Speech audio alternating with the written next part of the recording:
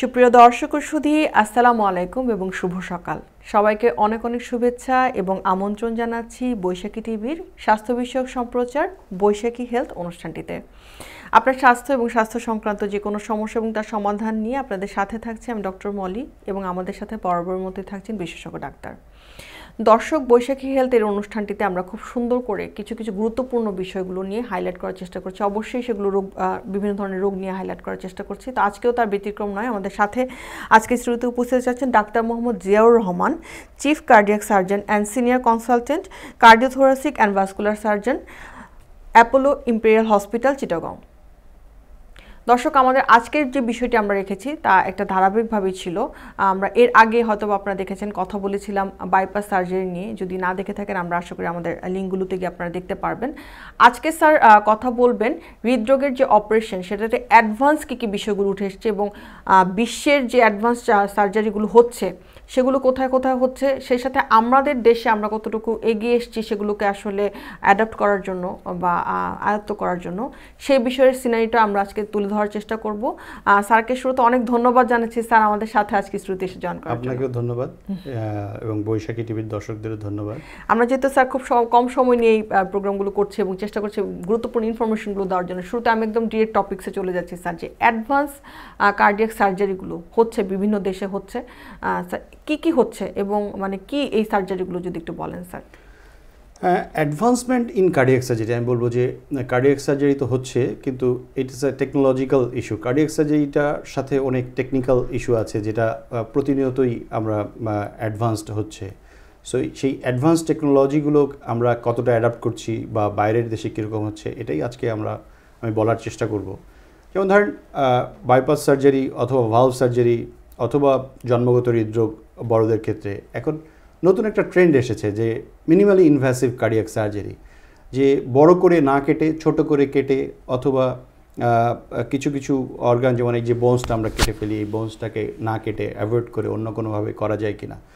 তো এই যে মিনিমালি ইনভ্যাসিভ কার্ডিয়াক সার্জারি আমাদের দেশে অলরেডি চলে এসছেন, বেশ কিছু সেন্টার শুরু করেছেন, ভালোভাবেই করছেন। তো তারপর ধরেন বাইপাস সার্জারির ক্ষেত্রে পা থেকে আমরা ভেইন তুলি, পায়ের একটা বড় কাট মার্ক থাকে সাধারণত পায়ের একদম নিচ থেকে উপর পর্যন্ত।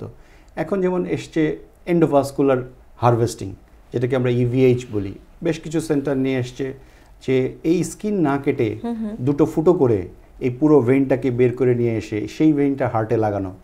তো দিজ আর অ্যাকচুয়ালি যেটা অনেকটা স্যার আমরা আগে যেমন ল্যাপারোটমি করতাম, পুরো পেট কেটে অপারেশন, এখন ল্যাপারোস্কোপি করছি। ল্যাপারোস্কোপি কাইন্ড অফ একই জিনিস। তো এই টেকনিক্যাল অ্যাডভান্সমেন্ট যেগুলো সেগুলো আসছে এবং আমাদের দেশে ডাক্তার যারা সিনিয়র সার্জন বা সার্জন যারা তারা অ্যাডপ্ট করার চেষ্টা করছে। বাট এখানে যেটা জানার বিষয়, যেটা আসলে মনিটরিংয়ের বিষয়, যে অ্যাপ্রোপ্রিয়েট ট্রেনিং আমরা নিয়ে সেগুলো শুরু করছি কিনা।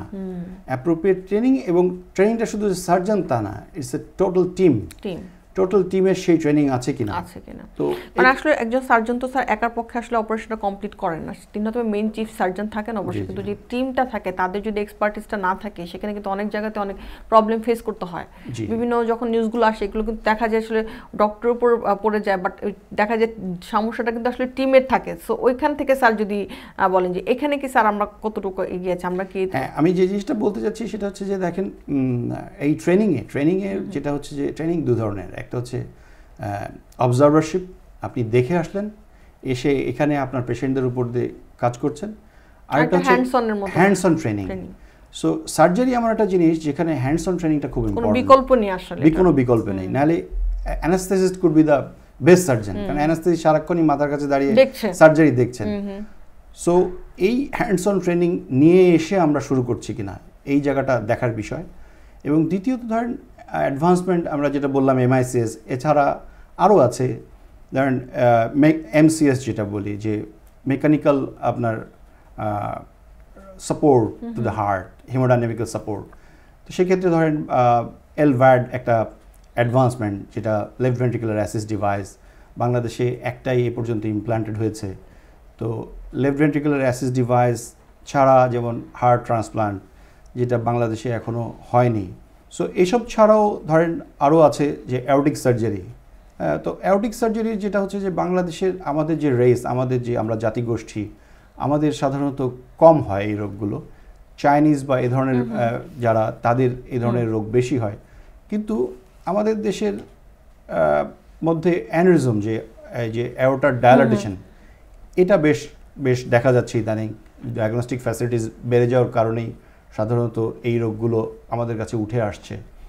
তো এই যে aortic surgery, minimally invasive cardiac surgery, LVAD, heart transplant, এগুলো আসলে সামনে আমাদেরকে অ্যাডপ্ট করতে হবে এবং উইথ অ্যাপ্রোপ্রিয়েট ট্রেনিং। এটা হচ্ছে মোস্ট ইম্পর্ট্যান্ট থিং, যে যদি আমরা অ্যাপ্রোপ্রিয়েট ট্রেনিং নিয়ে না শুরু করি তাহলে আমাদের রোগীরা আমাদের উপর আস্থা হারাবে এবং আবার তারা বহির্মুখী হবে। এখানে একটা জিজ্ঞেস করার বিষয় থাকে যে এই যে অ্যাডভান্স সার্জারিগুলো স্যার আমরা আনার চেষ্টা করছি বা আনছি, সেখান থেকে যেহেতু স্যার আমরা অবশ্যই বুঝতে পারছি যে এটার কস্টিং কিন্তু নর্মাল যে বেসিক সার্জারিগুলো থেকে হয়তো বা একটু বেশি হবে, যেহেতু অ্যাডভান্সমেন্ট আছে এখানে। তো ইন দ্যাট কেসকে আমরা বিভিন্ন কর্পোরেট হসপিটালগুলো থেকে অলরেডি স্টার্ট করেছি কিনা, বা রোগীদের আসলে কতটুকু সাড়া পাওয়া যাচ্ছে, এটা কি স্যার? হ্যাঁ, অবশ্যই। এখন ধরেন এলভ্যাডের কথা বলি, যে এলভ্যাড যে মেশিনটা, ছোট্ট একটা মেশিন, এটা হার্টকে সাপোর্ট দেয় একটা সার্টেন টাইম। এটা হচ্ছে kind of bridge two transplant, যার ট্রান্সপ্লান্ট লাগবে কিন্তু হার্ট পাওয়া যাচ্ছে না, তাকে এলভ্যাড সাপোর্ট দিয়ে আপনি রাখলেন few months, by the time heart পাওয়া গেল। এখন এই এলভ্যাড মেশিনটার দাম কোটি টাকার উপরে। তো এটা হয়তো সাধারণ পপুলেশনের জন্য সুইটেবল না, বাট ধরেন বাংলাদেশের একজন বড় কোনো কোম্পানি, ইন্ডাস্ট্রিয়ালিস্ট, তার হয়তো ফিউ ইয়ার্স বেঁচে থাকা খুব ইম্পর্টেন্ট, কারণ ওই ইন্ডাস্ট্রিটাকে ধরে রাখার জন্য, বা এরকম ইম্পর্টেন্ট পার্সন যারা, তাদের জন্য এই এলভ্যাড হয়তো খুব সাপোর্টিভ, এবং তাদের জন্য হয়তো এই কোটি টাকার চিকিৎসা খুব যে অ্যাফোর্ড করতে পারবেন না তা না। তো সেই জন্য এই জিনিসগুলো সম্পর্কে ধারণা থাকতে হবে। ধরেন আপনি ইভিএইচ করছেন, এন্ডোভাস্কুলার ভেইন হারভেস্টিং করছেন, এটা যদি আপনি মনে করেন যে বাইপাস সার্জারি যা কস্টিং নর্মাল, এখানে এইটা এভাবে করলেও একই কস্টিং হবে, তাহলে কিন্তু ঠিক না। কারণ অ্যাটলিস্ট এখানে 50 to 80,000 টাকা বেশি লাগবে এই ইনস্ট্রুমেন্ট আনার জন্য। তো সেই জন্য আপনার যত ভালো আপনি চিকিৎসা চান, যত টেকনোলজিক্যাল অ্যাডভান্সমেন্ট চান, প্রাইসিং বাড়বে। এটাকে আর এখানে স্যার একটু বলতে চাইছি, যেহেতু স্যার আপনি একটা কর্পোরেট হসপিটাল আছেন অ্যাপোলো ইম্পেরিয়াল, তাদেরকে আসলে অ্যাডাপ্টেশনটা হচ্ছে কিনা, বা এই ধরনের প্ল্যান কি ফিচার আছে কিনা যে আমরা এই ধরনের অ্যাডভান্সমেন্টগুলোতে যাব? না, ডেফিনেটলি। আমি ধরেন আমি যে কর্পোরেট হসপিটালটায় কাজ করছি, আমি তো বললাম যে আমরা একদম মিনিমাম প্রাইসিং দিয়ে শুরু করেছি, জাস্ট লাইক বাংলাদেশের যে কোনো মিডিয়াম ক্যাটাগরির হসপিটালের মতো। তো সেখান থেকে আমরা এই ফার্স্ট 6 মান্থসে আমরা জাস্ট মানুষের আস্থা অর্জন করার চেষ্টা করেছি যে without mortality, without wound infection আমরা যাতে সার্ভিস দিতে পারি। নেক্সট 6 মান্থসে আমাদের প্ল্যান হচ্ছে will go for endovascular harvesting, যে আমরা বাইপাস সার্জারি করব কিন্তু পা না কেটে। আমরা আরও একটা টেকনোলজি আনছি, যেটা হচ্ছে যে আপনার সেল সেভার, যেখানে আপনার ব্লাড দরকার হবে না, আপনার ব্লাডই আমরা ক্লিন করে সেই ব্লাডটাই আমরা আবার রিট্রান্সফিউজ করব। অনেকে যে পিআরপির মতো করে অনেক সময় রাইট, রিট্রান্সফিউজ করব। এটা হচ্ছে next 6 months. Then probably we will adopt minimally invasive cardiac surgery. So every 6 months we will try to give our patients something new. অনেক ধন্যবাদ স্যার। আমরা যেহেতু একদমই শেষ পর্যায়ে আছি স্যার, এই যে অ্যাডভান্সমেন্টগুলো সম্পর্কে স্যার মানে আপনার শেষ পরামর্শ কী হবে, যে রাইট নাও আসলে এই বিষয়টি নিয়ে দর্শকদের কি থিঙ্কিং করা উচিত, মানে কি থিঙ্কিং নিয়ে এই চিকিৎসাগুলোকে অ্যাডপ্ট করা উচিত তাদের? দর্শকদের প্রতি আবার অনুরোধ যে হতাশ হওয়ার কিছু নেই, আমরা দেশ এগিয়ে যাচ্ছে, আমরাও আগাচ্ছি। তবে অবশ্যই আপনি যে কোনো চিকিৎসা নেওয়ার আগে খোঁজ খবর নিয়ে তারপর চিকিৎসকের কাছে যাবেন, তাহলে আপনার আত্মবিশ্বাস বা বিশ্বাসটা নষ্ট হওয়ার সম্ভাবনা কম। কারণ সঠিক জায়গায় সঠিক চিকিৎসার জন্য না গেলে হয়তো আপনি আপনার আস্থা হারিয়ে ফেলতে পারেন। স্যারকে অনেক ধন্যবাদ আমাদের সাথে আজকে স্টুডিওতে এসে জয়েন করার জন্য। স্যার আপনাকেও ধন্যবাদ এবং বৈশাখী টিভির সকল দর্শককে ধন্যবাদ। সুপ্রিয় দর্শক, আজকে আমরা কথা বলেছিলাম হৃদরোগের অপারেশনের অ্যাডভান্স যে বিষয়গুলো আছে সেগুলো কি কি আমাদের দেশে আমরা অ্যাভেল করতে পারছি এবং কতটুকু সফলতার সাথে করার চেষ্টা করছি, সেই বিষয়গুলো নিয়ে স্যার আমাদের সাথে সার্বিকভাবে অনেক কিছু শেয়ার করেছেন। আশা করি দর্শক আপনারা যাদের জানার কিছু কৌতূহল ছিল তারা অনেকটাই জানতে পেরেছেন।